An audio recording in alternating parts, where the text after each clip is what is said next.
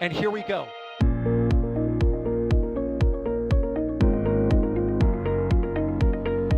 There's the deluge. Here's ignition. Doubling up. Did you just do a Kerbal? Back to the moon and beyond. Put that in the big bag, Gino. Back at home, we all have a lot of work to do, but from here, it sure looks like a perfect world. Propulsion continues to be normal. We did have an observation. Equalizer. 343 unfolds to go. It's orange. Water towers can fly!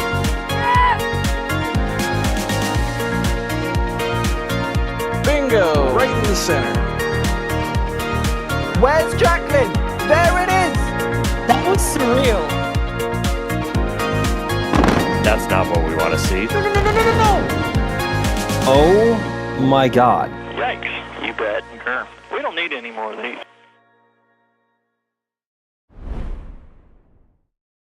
Well, as you can see by the clouds in the background, the weather is rolling through, but there's a little bit of a blue sky starting to pop up. So whether we actually get a launch today is still yet to be seen, but fingers crossed in 56 minutes and 10 seconds we will get that answer, and fingers crossed it'll be a good answer. We all want to see a launch today.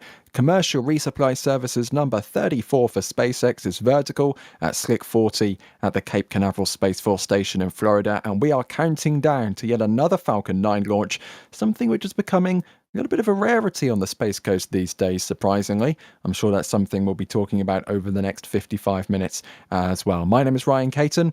Thank you very much for joining us for yet another live stream today here on NSF as we bring you the live launch coverage with another audience member in the form of a bug flying in front of the official cameras here. Very useful. Thank you very much for that, official NASA cameras. But it's not just my voice you'll be hearing. Alongside me, also in the studio, not venturing out into this weather, and Sawyer, I don't blame you, Sawyer Rosenstein. Yeah, Ryan, it's been very dry here in Florida. There's been a bunch of burns and fires, and then all of a sudden the rain decides to come right when SpaceX and NASA want to launch to the International Space Station both yesterday and today. Mother Nature can be kind and cruel at the same time, but hopefully they find a gap to get this thing to launch. And someone who did venture out into the weather, not like they really had any other option, but someone who did venture out into the weather, D. Wise is joining us from the field. Yeah, it is.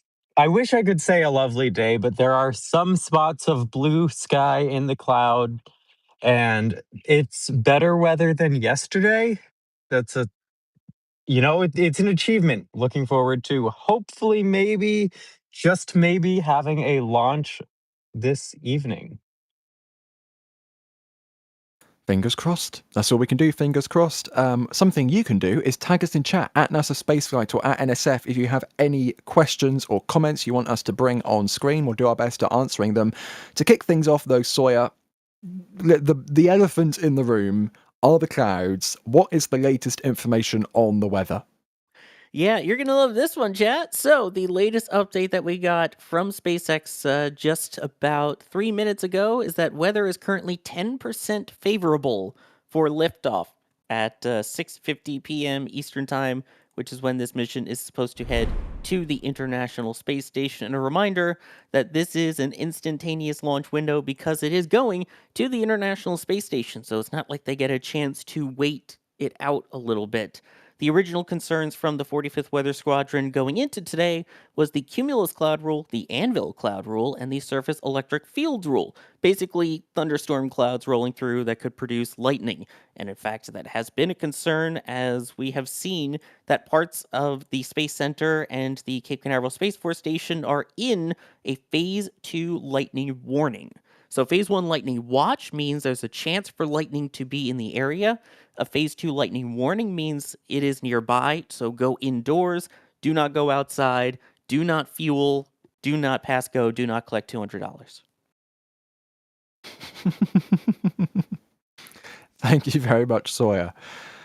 And yeah, this is an instantaneous launch today, as you were talking about. This is going to the International Space Station, and, you know, the ISS is whizzing around Earth at 27,000 kilometers an hour. What is that? 16,000 miles an hour or something? You can't just launch at any time. you've got to go. You've got to go when you got to go, and that is when the space station is overhead. So instantaneous launch for Falcon 9 today, which is why the weather is much more of a concern than, say, if it was a Starlink launch. Good old Starlink launch. They got a 4-hour window. They can basically go whenever they like. There you go. Jake Egan pulling out all the stops for today's stream with the live positioning of the International Space Station just over Western Australia right now. Just went over Perth. Jay saying that he doesn't get to use his graphic very often. I don't blame him. This is one of the very few launches per year where we get to use Jay's ISS graphic. And there you go. So you can actually see there. I mean, in the next 51 minutes, the space station is actually going to fly from Australia to directly over Florida. You can see if you follow the orange line down beneath New Zealand, and then you've got to put your eyes back to the left side of the screen, and then follow the orange line up the Pacific over Mexico. Thank you, Jake Egan, with the cursor. There we go. Look at this. And then it literally flies directly over the south of Florida. It doesn't fly directly over the KSC, but it gets pretty close. It flies kind of, almost flies over your house, Sawyer. But it does get pretty close to the Cape Canaveral, and that's when they'll be launching, when the ISS kind of gets within range. Actually, it kind of does.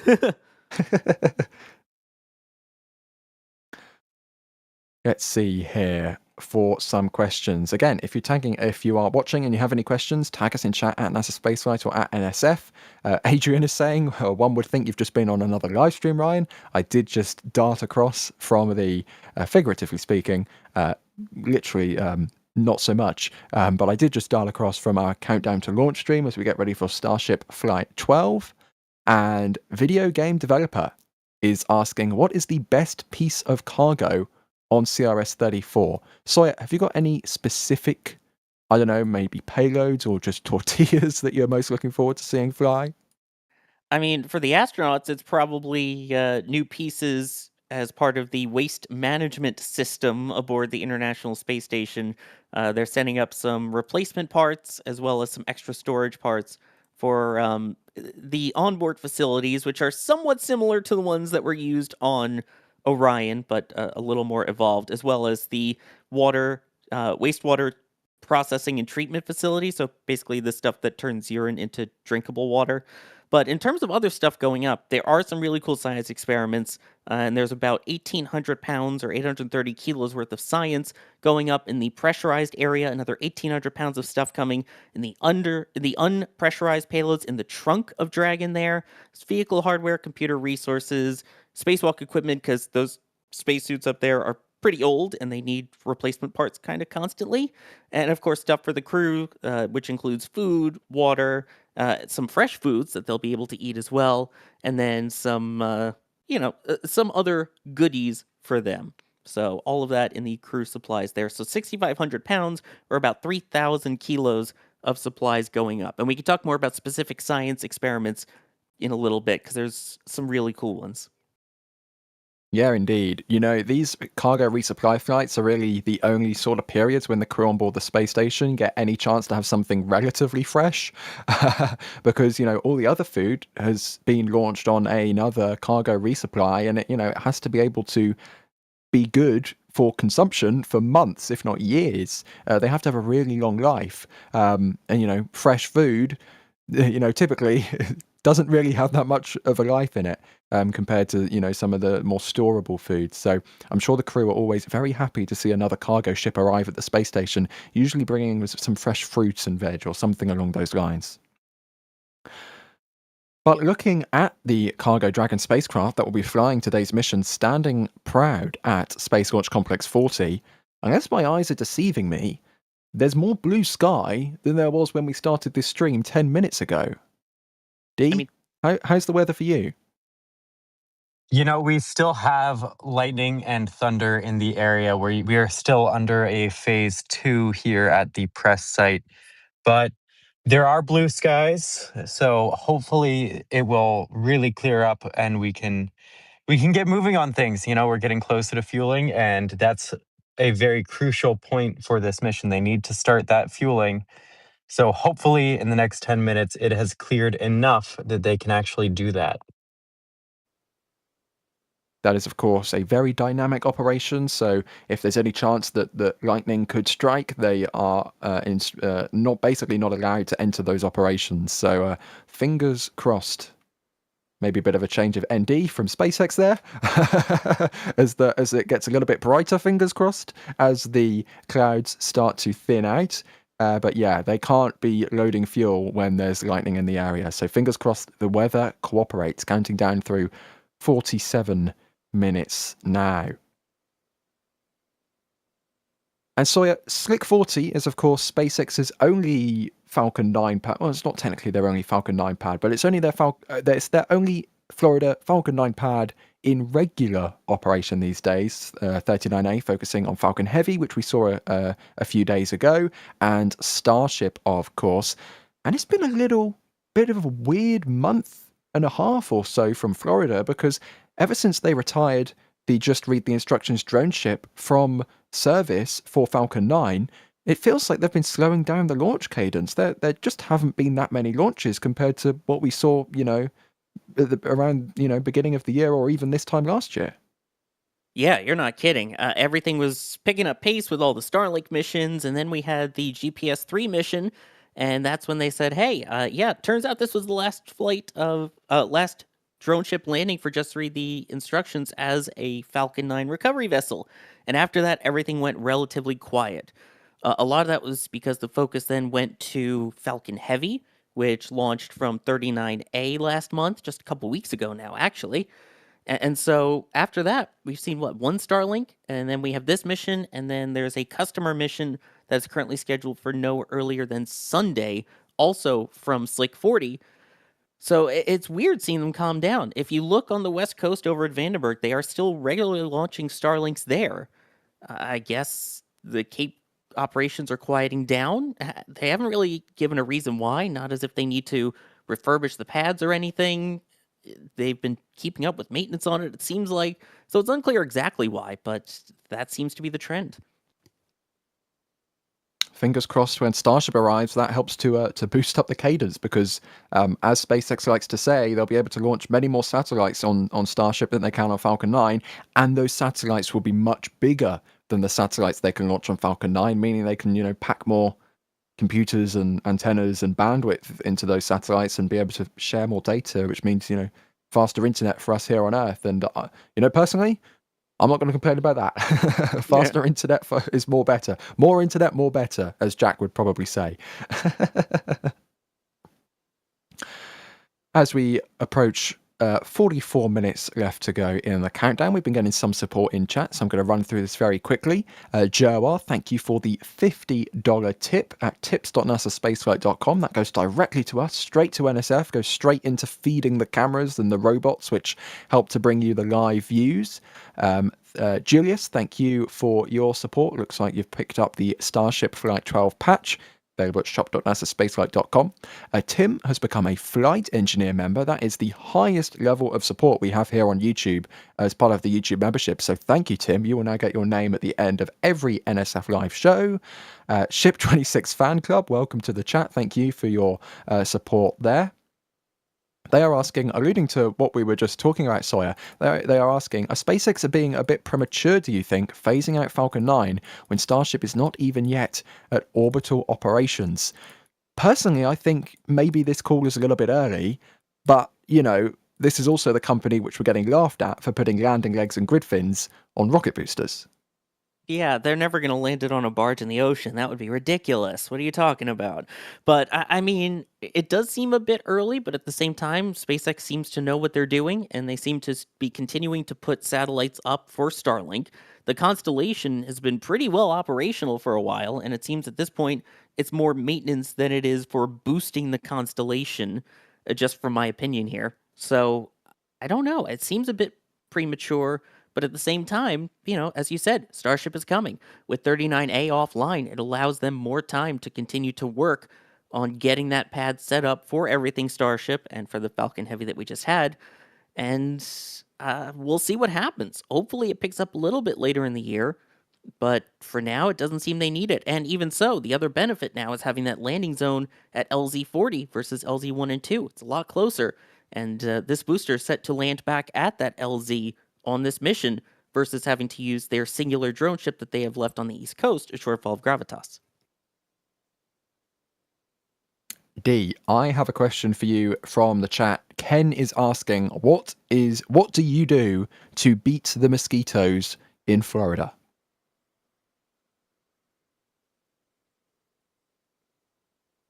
I don't know if we lost D there for a second, but sorry if you want to Yeah, pick up there's on that. not much you really can do. I mean, other than swat them away. Of course, there's bug spray. I know people say DEET is a go-to. It's funny because you have D for DEET, and then there's another bug spray brand that I have called Sawyer. There's a Sawyer brand bug spray. So I guess DEET can use DEET, Sawyer can use Sawyer, and Max is out of luck. So I know at one point, I think it was D or Max had a full mosquito suit on when it was really bad because it gets to that point during the summer at night when it's super humid, given that we're right along the Banana River there and by the Turn Basin. So you kind of got to just learn to live with it, and long pants and long sleeves. Those late night Starlinks in the summer really weren't friendly with, human bodies. There was a lot of mosquitoes out. I mean, I guess that's kind of for our benefit that they're not doing late night Starlinks that often from Florida anymore. Yeah, it's but not the late night Starlinks that do be hitting different. It's the mosquitoes that do be hitting every part of your skin. Exactly. Okay, approaching 41 minutes left to go in the countdown. Sawyer, we are rapidly approaching the point where the launch director has to give the go for propellant load. Whether we'll get that or not is still yet to be seen, but what are some of the items we're going to be looking for over the next few minutes as we start to fuel Falcon 9?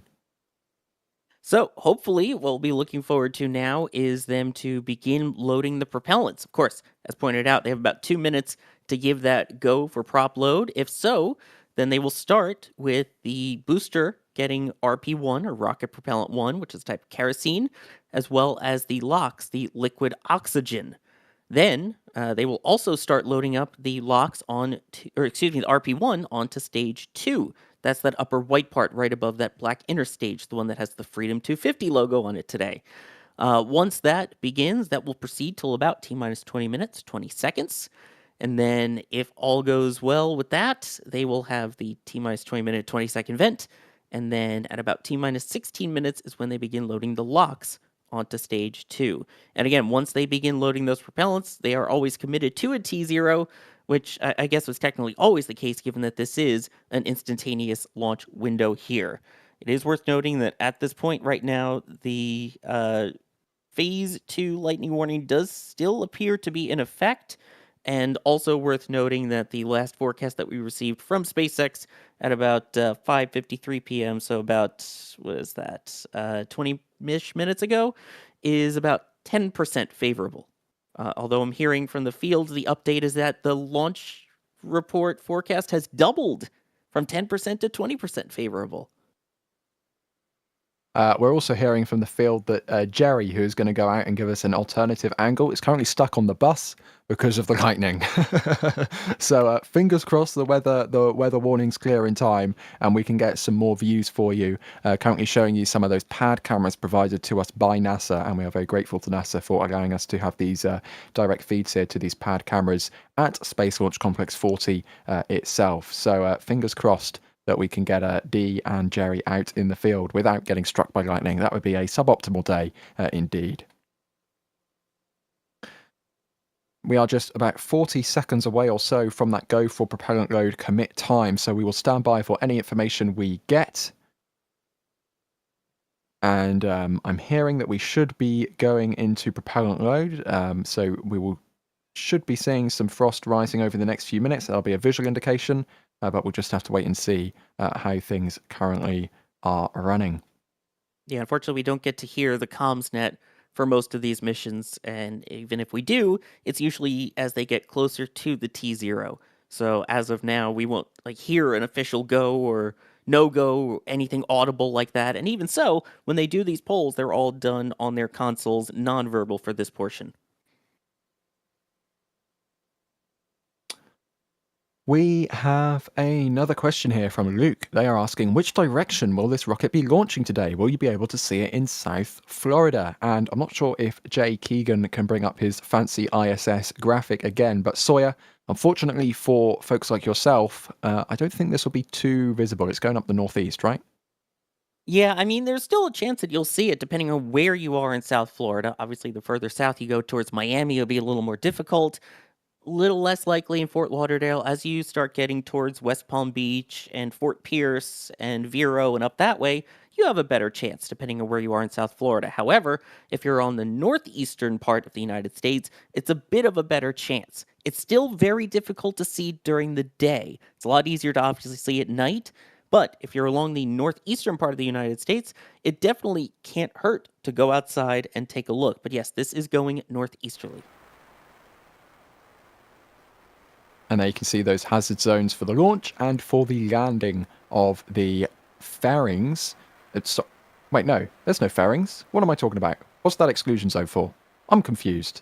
Because, of course, this is coming back to 40. Possible debris in the worst case scenario? Maybe.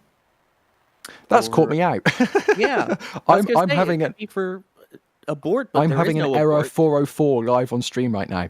Okay, so they have a hazard zone there in case the boost back burn does not work. Okay, that makes sense because of course the first stage is going to be continuing on that trajectory.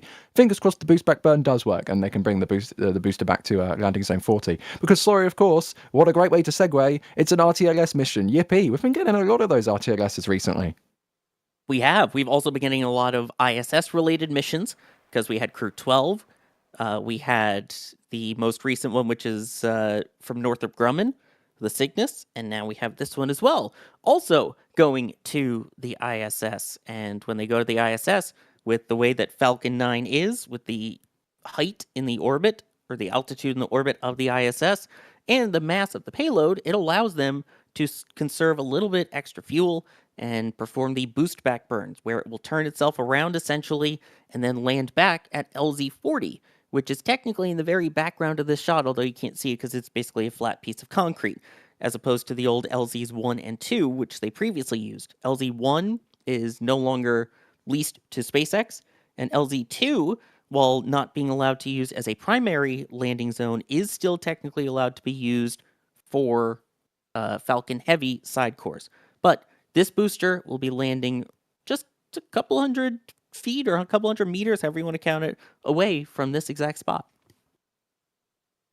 Indeed, the true definition of RTLS. Well, I suppose the truest definition is the super heavy chopstick catch, which literally returns to the launch mount it launched from. But in terms of Falcon 9, this is about as good as you're going to get, literally landing next door to the launch pad, not a landing zone, which is, a few miles down the road. It's pretty cool to see, especially some of the shots that our photographers are able to get of the launch and the landing so close to each other.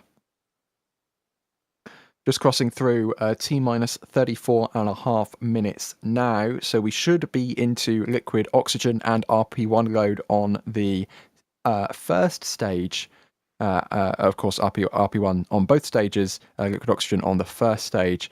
So we'll be keeping our eyes peeled, see if we see any frost start to rise, which would be an indication that fueling is indeed underway. I keep getting distracted by the bugs. I think there might be a nest under both of these cameras because there's bugs flying in front of the side on camera. There's bugs flying in front of this camera. I think SpaceX might need to get some bug spray on their launch pad because they keep flying in front of the cameras and it's very distracting.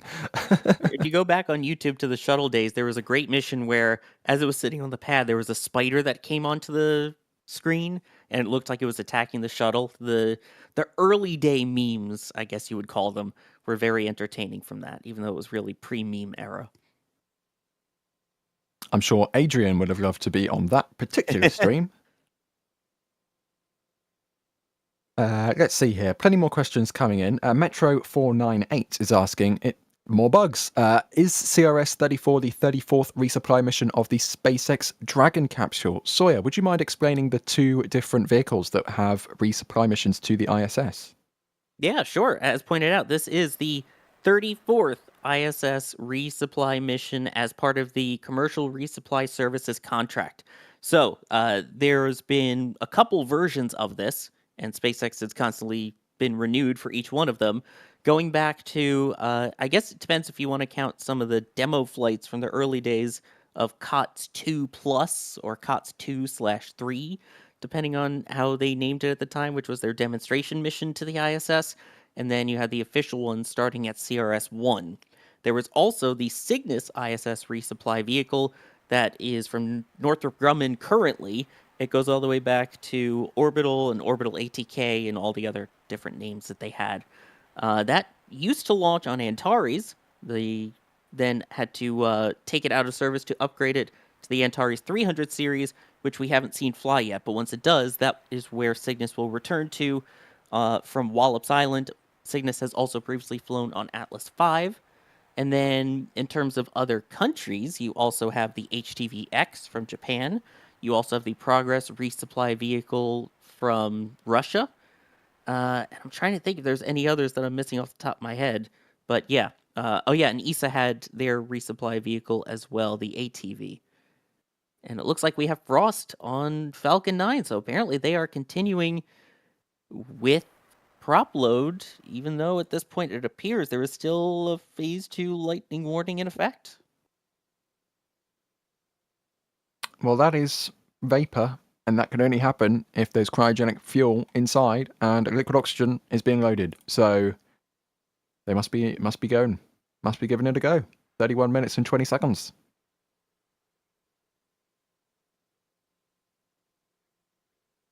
On that note, Sawyer, just as a reminder for people joining us now as we approach this half-hour mark, Duck Spaceflight is asking, what is the go percentage for weather? The last that we heard from SpaceX was 10%, and the last that we heard from our team out in the field was that it has since doubled to 20% chance of favorable weather at launch. The initial forecast from the 40th Weather Squadron was more optimistic at 60%, but obviously has since degraded.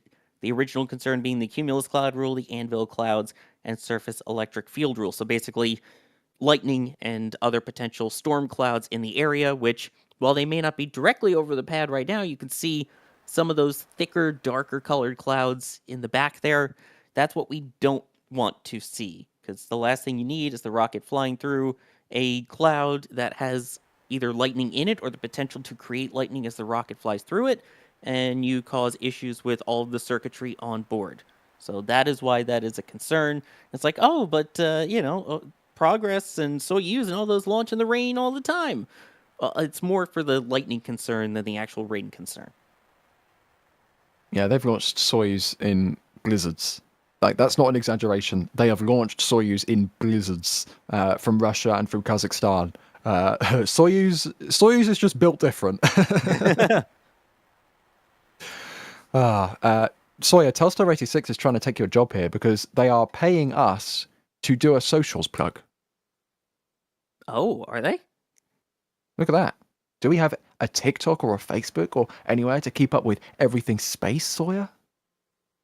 No, we don't. I'm kidding. Of course we do. We have X, Facebook, Threads, TikTok, Instagram, and Blue Sky. I don't know why I picked that random order. But yes, we have all of those. There's the three main ones that you see in the top right of your screen. And of course, that is where we can always keep track of everything happening in spaceflight, get some cool photos from team members in the field, all the latest news, especially with all of the NOTAMs and things that are happening as we get closer to Flight 12. Of course, if you were watching the previous stream, you saw them, but social teams also on top of the game there. And we have some also fun things of like this day in spaceflight history. I've learned a lot just from keeping track of that. So all of those are on the NSF socials. Indeed. Of course, big thank you to the social team keeping those running. It's also great to see the tank farm getting frosty, kind of wisping uphill, being blown by the wind uphill there onto the launch pad almost. But that frost line very quickly rising on Falcon 9, which is great to see. Of course, a little bit of a slower flow rate than we've seen with Starship version 3 over the last few days, but still pretty impressive nonetheless. Yeah, we're only talking, 3 minutes slower compared to the latest timeline they gave for Flight 12? Mm-hmm. Yeah. Yeah, pretty bonkers. Pretty bonkers. Go Carter is asking, did they send people to the LC-39 viewing gantry? I'm not sure about that particular viewing location for this launch, Sawyer, but it is one of many different places that you can watch a launch from at the Cape. That is true. I mean, if you go with the KSC Visitor Complex, they do have some viewing that they offer at the main complex itself. They also have the Feel the Heat ticket, which is usually over by the Saturn V Center. And then, of course, there's plenty of public places to watch it from. Anywhere along US 1 in Titusville, the Max Brewer Bridge, all great areas. If Playa Linda's open, it's not as great for 40, but still a great view for almost all launch pads there. If you go more towards the southerly side, you have Cars Park. And then you also have Jetty, where you may not see the rocket until it launches, but you'll definitely see it launch and land. And of course, any of those public parks. So all of these are plenty of different viewing options. And of course, we have a video explaining all of these. Indeed. Bideford in chat, thank you. Always in chat, Bideford. Great to see you on this stream. Saw you on the last stream as well. Greetings again, Ryan. Hello, Sawyer. Hope all is well, Mr. Punmeister. Yeah. Happy launch. Just finished showing houses in time. Yeah. I'm looking forward to a launch today. I'm going to be optimistic. You know, I'm going to be. Which is it? Glass half empty or half full? Which is a good one. I can never remember. Half full. Okay. I'm going to be glass 20% full. Because I'm going to be optimistic. I'm looking forward for a launch. We've seen. Just look at this shot. The clouds are visibly thinning out. We can see way more blue sky than we could at the start of the stream half an hour ago. Look at that. There's so much blue sky. They can launch in this. This is going to be fine. You know, I mean, weather predictions be damned. Depends on the view. I don't want to backseat produce, but Jay, what does it look like over by 39A, either VAB or the launch pad over there? Because a lot of it has to do with the radius. Yeah, that's all dark clouds in the background. That's not. But that's different, Sawyer. No, we don't need to look at the VAB. We just need to look at Slick 40. Oh, look, blue skies, wonderful. There is a radius of which the lightning cannot be within the launch pad area. So sure, it may be clear skies directly over 40, but if there is, those are not happy clouds.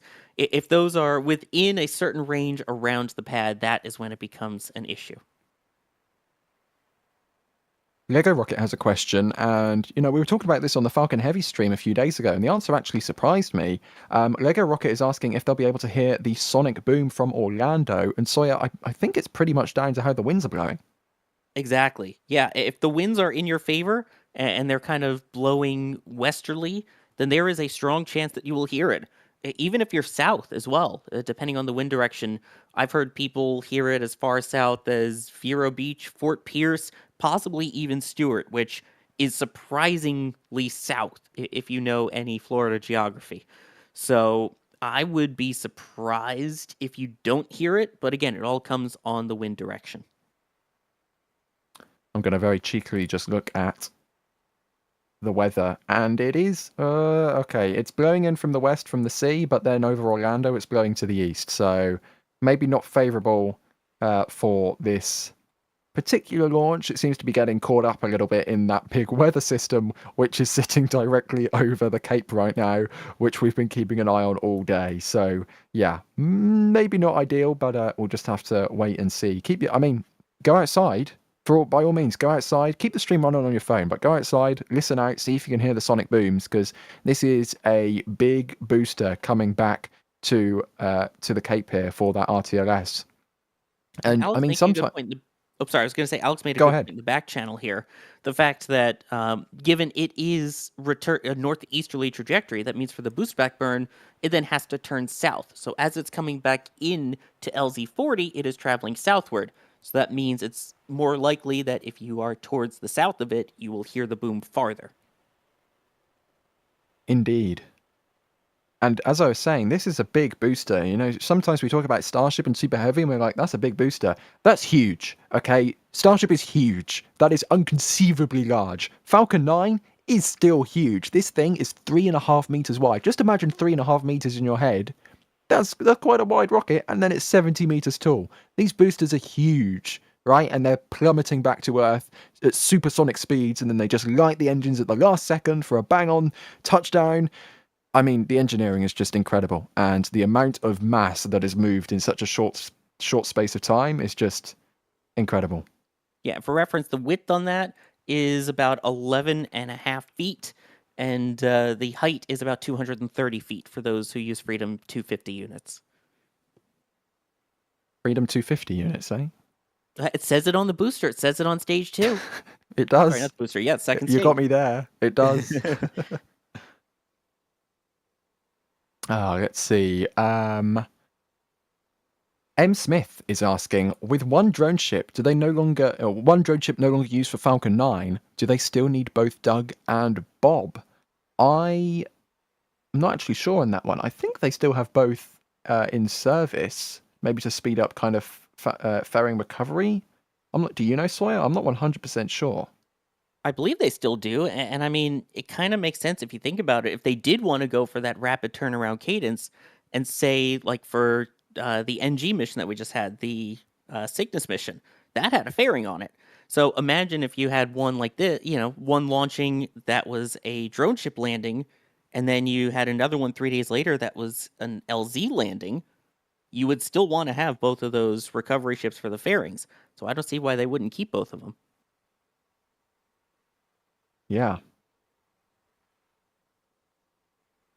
I mean, one of the ships is in Port Canaveral right now for the barge, the Marmac 31 barge, which just revealed itself with its new kind of tent structure, should I say? Its new roof protective structure. There you go, live from the port. Oh, it literally, great timing, SpaceX. Wow. Literally lifting a telehandler out of the deck right now. So there you go. That's one of the ships. I'm not sure if that is Bob or Doug, but that is one of those ships supporting that vessel, that new barge, literally docked right next to each other. That's pretty cool. Great. Thank you, SpaceX. I wonder if the guy on the crane is listening to the stream and it's like, they're talking about the ship. Let's do some activity. But they have been outfitting that new door. You can see there, well, it's more of a heavy-duty curtain than a door, but that new door on the end of Marmac 31 there, which, in the very near future, that barge is going to have starships and boosters on it, and that's pretty exciting. Of course, no fairings to recover on this particular mission. This is a Dragon mission, so nothing to conceal with the fairings. It's worth noting, by the way, in terms of recovering on this one, though, this is not a new Dragon. This has been recovered quite a few times. In fact, this particular capsule flew on CRS-22, 24, 27, 30, and 32. So this is actually its 6th flight to the space station. So that's pretty cool. Also pretty cool seeing the 20-minute, 20-second vent there on screen, meaning that the RP1 load has completed on stage 2. And they are now getting ready to chill down those lines in preparation for the liquid oxygen load, which the liquid oxygen load is much colder than the RP1, and add in the fact that they super chill those propellants, so it's even colder than that, and that's when you need to thermally condition all of the lines. So hopefully in about 3.5 minutes, they will start loading the locks, and if they do, that means that that vent will disappear. Still counting down to that T0 in 19.5 minutes, specifically targeting 22, 50, and 50 seconds universal time. That will be 18, 50, and 50 seconds local time in Florida. So that's the specific launch time for tonight. They can't delay into the window because there is no window. This is an ISS mission and they need to launch bang on time when the alignment with the ISS lines up because they are rendezvousing with a moving target of the International Space Station. And that's pretty difficult to do with not a lot of Delta V. If you ever tried to do that in Kerbal Space Program, it's tricky. I can just about pull it off, but I need about double the required fuel because I have to do so many burns back and forth to try and line up with the spacecraft. It's not a very realistic way of doing it. So when they do these things in real life, they need to make sure they use as little fuel as possible and to make sure that everything is lined up from the get-go, which is why they have that specific launch time today. And fingers crossed the weather holds for that launch time. Let's see here. Lucas is asking, why are the abort engines covered on the cargo flights? Sawyer, I don't think they're covered. I don't think there's any engines at all on Cargo Dragon. No, there's none. They typically remove them. It's a way to save mass. They don't need them. There's not a need to, if something happens, get the people to safety. It's just payloads and things. So that just adds extra mass. So by taking those away, you can replace that mass with other things to bring up. So you can bring up more science, more parts, more whatever else they need. And we've just been getting reports that the weather is continuing to cooperate. Again, remember, we started today's stream with 10% probability of go weather conditions at launch. That's quickly jumped up to 20% probability of go conditions. And now we're hearing it's jumped again to 50%. So it's literally 50-50 if the weather will be favourable for launch today. But that's a nice trend in direction, Sawyer. 10 to 20 to 50. You know, I said it. The skies are clearing. There's more blue skies. I don't want to jinx anything, but I have a good feeling about this one. I hope so. We'll have to see what happens. But yeah, you've got those big, thick rain clouds. Those are the issue ones. Again, even if it's not necessarily raining, those are the type of thick clouds that if you fly through them could cause that lightning. So that is why there is the cumulus cloud rule that they have. So it depends. Hopefully those cumulus clouds get out of the way, but we'll see. We have W getting the the pin at shop.nasaspaceflight.com for Starship Flight 12. Thank you very much for that. J. Trudeau, thank you for your support there. Very excited for the increased launch cadences, which fingers crossed Starship will bring. And all the other rockets, of course. We just saw Stoke Space rolling out their booster to their test site in Washington State. So fingers crossed we see some hardware on the pad soon for Stoke Space, another company working towards a fully reusable rocket. And also, Birthday Lucy, keep an eye out, by the way, or keep an ear out, I should say, if you have the chance to maybe hear it. Absolutely. And Michael, thank you for getting the patch sun shirt at shop.nasaspaceflight.com. They are asking, where is Starship HLS being built? Why have we not seen any pictures of progress on HLS? Surely SpaceX is working on it if it's going to fly as part of the Artemis 3 mission. Sawyer, we haven't really seen anything, have we? I mean, I hope that they're working on hardware in the depths of Star Factory somewhere, but we just haven't seen anything. Correct. We've gotten the hints, we've gotten renders, but not any visuals of any actual hardware that specifically says HLS on it in quite a while. We saw some things it was probably, a year ago at this point, down in Starbase. So my assumption is they would be working on it down in Starbase, since that is where they are actively working on Starship testing and Starship flight testing. And they've always said that the main goal is that Starship will eventually be their sort of proving testing grounds. And then once that's completed, then they'll be able to send the more operational flights once everything is tested and proven down here to Florida. Because, of course, they do have the plan for the launch pad that they already have mostly built, but are still continuing to work on over at 39A. And then, of course, they're working on assembling the two new ones over at Slick 37 at Cape Canaveral Space Force Station that they just recently acquired. So eventually it will make its way to Florida, obviously, but it seems like they would be working on it somewhere in Starbase, and if they are, it's behind closed doors. But if we do get a chance to peek in any of those doors, of course, our team that's down there in Starbase have all of their eyes peeled. The Anvil cloud rule. We're also tracking surface electric fields and the flight through precipitation constraint. These rules all together exist to prevent a rocket from triggering or flying through a lightning strike. As I mentioned a few minutes ago, that storm you can see on your screen is currently violating the cumulus cloud rule. So if we aren't able to launch today, our backup opportunity is Friday, May 15th at 6:05 p.m. Eastern. While that countdown continues, let's hand it back to Joseph in Houston. Joseph?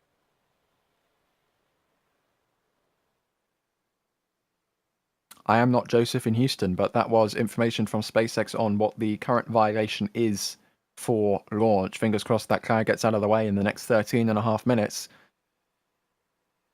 Fingers crossed. Yeah, but we will keep tracking. It's Florida. That's the thing. You don't like the weather, wait 15 minutes, but it all depends on how fast the wind is blowing. And also, it has to be in less than 15 minutes because we only have 13 minutes and 14 seconds for it to happen.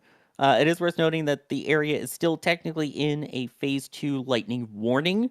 So that is something to keep in mind as well. If that is active, they will not launch. If that cloud still stays within the area, they will not launch because, as they just said in their update, the main concern is always lightning. It's not so much, oh, the rain's going to damage something as it hits it when it goes up fast. No, it's the clouds that usually produce the rain can also produce lightning. And if you remember Apollo 12, it can short out electronics on the vehicle, which at least that one had SCE to aux and a person that could flip a switch. This is automated. We don't want that. Yeah, nobody on board to flip SCE to aux, so they can't launch through the clouds, as I like to joke. And there you go. You can see some of the less favourable view looking on from the Complex 39 press site here. Some clouds hanging in the background, but fingers crossed they get out of the way in time. SpaceX has threaded the needle more than once before, so don't rule it out until we have to rule it out. Yeah, in 2025, they did launch when the forecast was at one point predicted to be 10% favorable. And a reminder, at a 553, the forecast was only 10% favorable. So you can never rule it out. Yeah, the weather has improved. At the beginning of the stream, it was 10%, then it was 20%, now it's 50%, now there's a cloud in the way. Things change rapidly on the Space Coast. Fingers crossed the clouds will part in 11 minutes and 40 seconds from now. Elias is asking, what do you think will happen to the Dragon vehicles after the International Space Station is decommissioned? Probably some commercial space stations, Sawyer, perhaps? I think so. I mean, we've talked about in the past, VAST, their initial space station requires Dragon to be operational because it will be sharing some of the life support systems and CO2 scrubber canisters, all of that from the actual capsule itself. So I think it will stay in operation for a while. And of course, if there are those private stations, there's VAST, there's Orbital Reef, there's a couple others that I'm drawing a blank on for some reason at the moment that all have plans to launch, and they're all going to need resupply services. So I think that's where we will see the future of these vehicles. And that's, of course, for crew and cargo. Absolutely. Igniting, as NASA likes to say, igniting that orbital space economy. Plenty of venting going on at the tank farm. Don't worry, that is not ground. It's not the clouds descending to the ground. That is the tank farm venting. But this is a pretty clear view of the skies above Slick 40 being less than favourable. Very, very cloudy right now over the launch pad. And they don't seem to be, making way with much enthusiasm. They seem to be kind of slowly drifting across the sky. So fingers crossed they do clear in time. Again, we've got 10 minutes to get out of the way. But that being said, I'm starting to see a little bit of sun shining on the ground there, maybe. So I'm going to stay optimistic. Don't go anywhere. 10 minutes time. It's tough because it depends on the vantage point. You get one side that's, super gray and cloudy and dark, and then the other side is nice and clear. Of course, we want to see the beautiful clear side, just like how if you get a pin from shop.nasaspaceflight.com, you've got the one beautiful side that you show to everyone and the other that attaches to either your body or your mount. It's funny you should mention that, Sawyer, because right now on the store we have our brand new Flight 12 collection of the patch, of the pin, and of everything else you'd want that design on. Starship is back, finally. We've been waiting God knows how many months at this point. Starship is back for Flight 12. It's a new pad design, a new vehicle design, and it's looking to be a very pretty design indeed. And that's talking about the rocket, let alone the patch, which is even better, which is also duplicated onto those awesome pins. We have the full pin set for the 11 previous flights. Now we're adding the 12th with this awesome design available now at shop.nasaspaceflight.com. They've been getting ordered in vast numbers throughout the streams today and throughout the week since we announced the design at the full stack and wet dress rehearsal of Starship. And you can, of course, get the design on pretty much anything you like on the shirts and the sticker sheets there. We've got a full sticker sheet of the previous 4 flights and all of the different designs as well. Shop.nasaspaceflight.com. We're getting ready for Flight 12 of Starship. Fingers crossed that happens within the next few days. But in terms of the launch happening within the next few minutes, Sawyer, we are counting through 8 minutes and 20 seconds. What are some of the things Apart from the cloud getting out of the way, what are some of the things we should be looking out for in these final minutes of the countdown? Absolutely. So coming up in a little bit, we will have hopefully the engine chill down where they repair those 9 Merlin 1D engines for the thermal shock that they would otherwise experience. So they will start chilling down those engine lines, of course. Then they will also get Dragon onto its own internal power. And then hopefully, if all goes well, we will start to see them wrapping up all those different propellant loads on board. And at T-minus 1 minute, that's when the booster and the rocket goes on to its essentially internal power, and that is when it enters startup. So that's when the onboard computers take full control of the countdown, also when they pressurize the tanks to flight levels. And at T-minus 45 seconds is exactly when we would expect them to either give the go or no-go for launch pending this weather. So that's going to be the big milestone there, obviously. This view brought to us by D, who has managed to roll out to the 39 press site and set up. The weather has cleared enough there.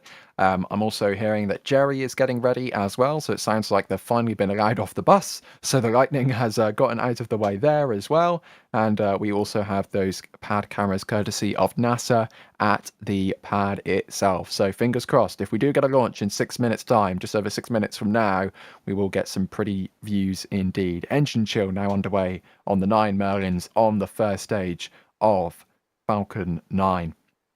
Very quickly, Sawyer, one last question before we get to the exciting portion of the countdown. Sputnik 49A is asking, how come SpaceX never named the cargo Dragon capsules like how they name the crew ones?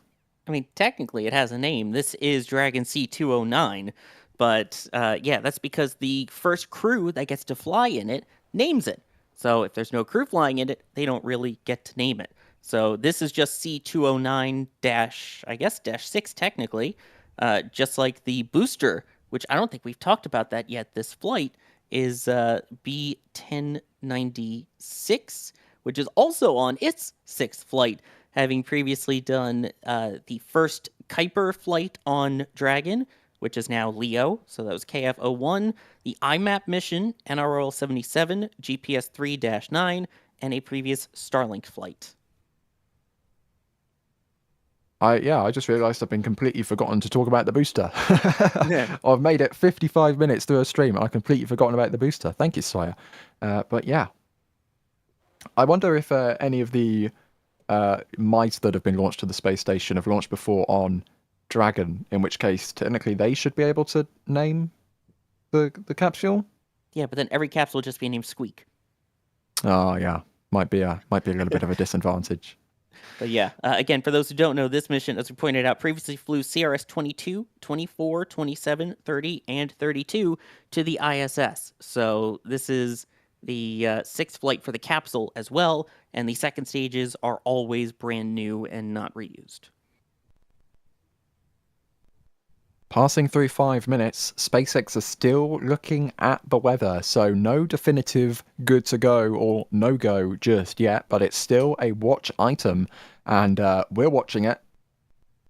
They're watching it. Still some clouds hanging above the launch site. Hopefully, these clouds clear in time. We have got 4 minutes and 35 seconds for them to get out of the way so we can get Falcon 9 off of the pad with more supplies headed to the International Space Station. The ISS has just passed Florida. It is now heading up the eastern seaboard of the United States. So fingers crossed, Falcon 9 will be able to launch in 4 minutes and catch up over the course of the next few days. Strong back retract now underway. You can see those clamps opening up. The left one in this perspective, then the right one as the second stage continues to vent away, and then that will fall back to the kind of degree or couple degrees or so to make clearance with the vehicle before fully swinging back at the time of launch. Fall back to about 45 degrees or so.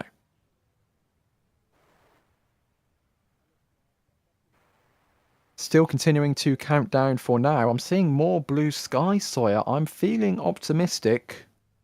Hopefully we get word from SpaceX or NASA shortly, but I'm feeling better. This is going to be borderline. This is going to be really close on whether they can make it or not. Of course, 3.5 minutes to launch, but we typically, at T-minus 45 seconds, is when they make that final call. So right now, Dragon, though, is on internal power and its own terminal count.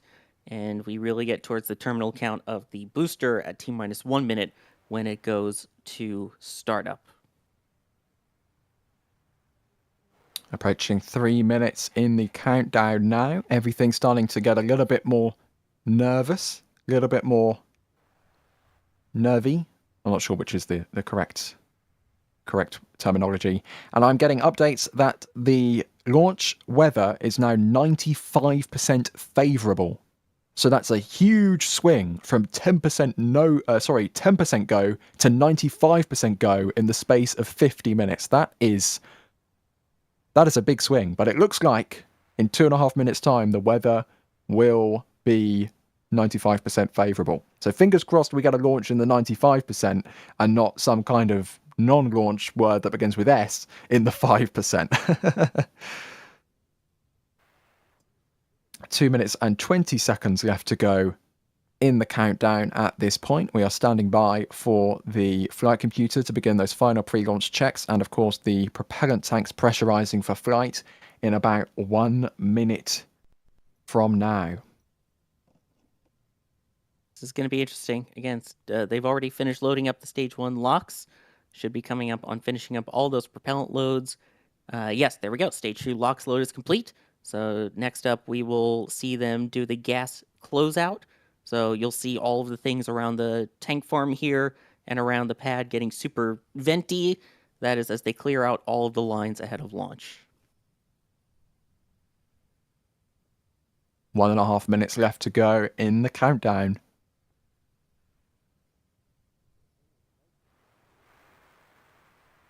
Still hearing that venting going on from the vehicle itself and from the tank farm. That's the gas and closeout. hearing the klaxon going as well. That's a weather klaxon. Oh. Phase 2 lightning has warning been terminated. Good news, everybody. Good weather. Good weather update. Thank goodness.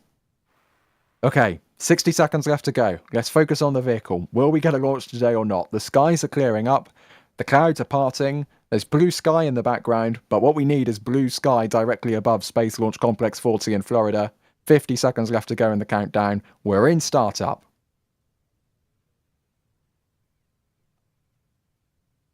Continuing to count down. Through 40 seconds now. Heading towards liftoff. Final venting from the vehicle. 30 seconds to go. Things to look out for is going to be, we have got a hold. We are not launching today. CRS-34 staying on Earth for just a little bit longer. SpaceX standing down from today's launch because the weather did not clear in time. Despite the fact that they were bumped up to 95% go, the 5% has caught us out. Falcon 9 falling at the weather hurdle.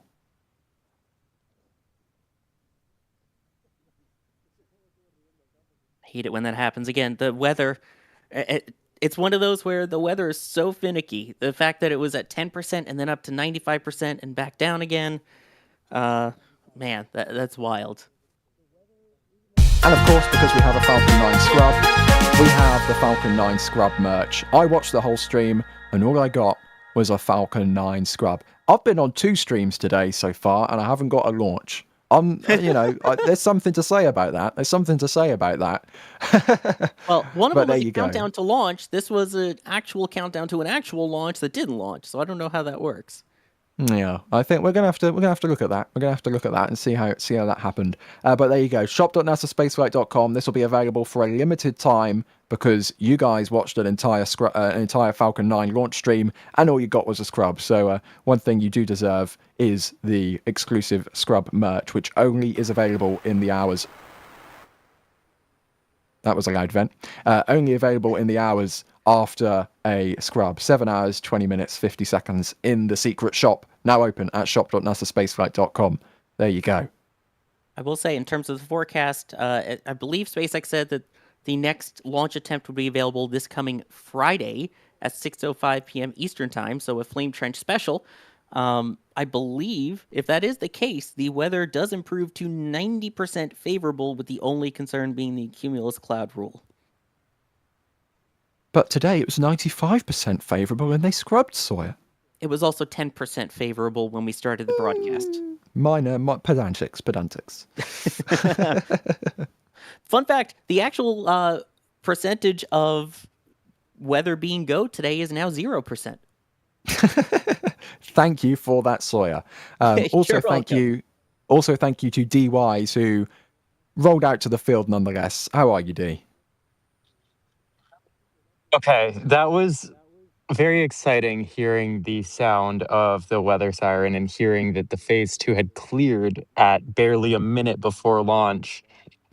And then to hear hold just a few seconds later, that was very sad.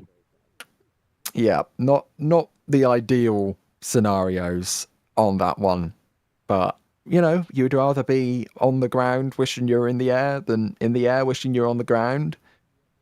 I would have liked to see a launch today, but if the conditions aren't right, the conditions aren't right, and we've got to stand down, give it another go, another day. And as Sawyer was saying, that next launch attempt is going to be Friday evening at the earliest, 18:05 local time, 22:05 coordinated universal time. No matter what, we will be live for when that happens, whether it's a Flame Trench special or whatever happens. It's going to be a pretty bonkers week because we're counting down to Starship as well. We've got countdown to launches for Starship. We've got Flame Trenches. We've got This Week in Space Flights. We've got Starship updates. So much stuff to come, Sawyer. So much stuff to come. You're not kidding. There's a lot of things still happening. If you're not subscribed, you totally should be, so that way you know when all of these things are happening here on YouTube. Indeed, that notification bell is a pretty useful tool. Also, follow us on the socials, because that notification bell doesn't really work most of the time, to be perfectly honest with you. Sometimes it's a little bit sketchy, but if you want to be notified when we definitely are live, socials are also a good way to go about that. I can highly recommend following us wherever you like to get all of your social media, I guess. It's kind of like ATM machine. Yeah, it depends on how you want to look at it. Isn't it We Are the Media now or something with X? Or wasn't that the everything app? Yeah. X gets you so many things, it even gets you scrubs. Anyways, Sawyer, Thank you for being on today's stream. Oh my gosh, it would have been nice to actually see a launch today, but again, it's Florida, and as we get towards the summer weather, this is unfortunately going to be something more frequent, especially for these mid to late afternoon launches. This is just the weather pattern the way it is here, so it's it's part of the way it is, but very grateful that we'll be back on the air and covering this again in a couple days. D, thank you for rolling out to the field and watching the entire stream and setting up for the stream and getting a scrub. It has been an absolute pleasure. You know, at least we saw a fueled rocket today. We did not get a fueled rocket yesterday, but on Friday it should be a good one. I am looking forward to it. It's an exciting mission. When you have an RTLS and these returns to 40 are all that much more exciting. I just realized in the chat that we have gotten a $100 super chat from Negative Ascent Specialist. Thank you very much. I apologize. I almost missed this, but I didn't. It's on screen now.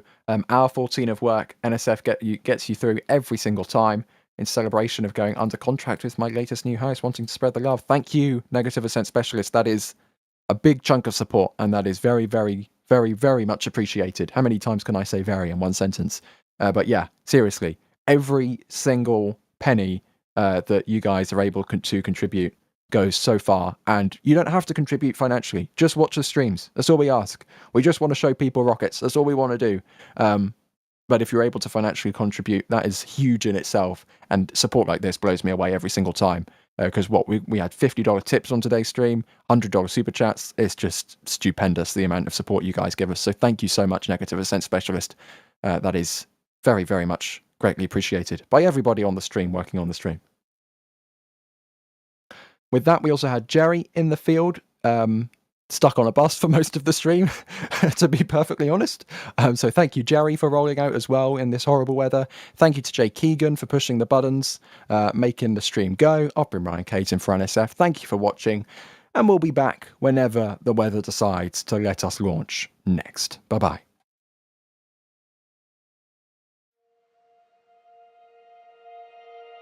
And here we go.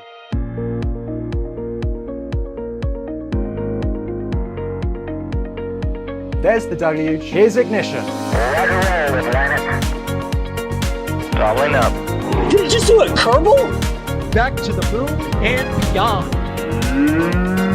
Put that in the big bag, Jingle. Back at home, we all have a lot of work to do, but from here, it sure looks like a perfect world. Propulsion continues to be normal. We did have an observation. 343 unfolds to go. It's orange. Water towers, fly!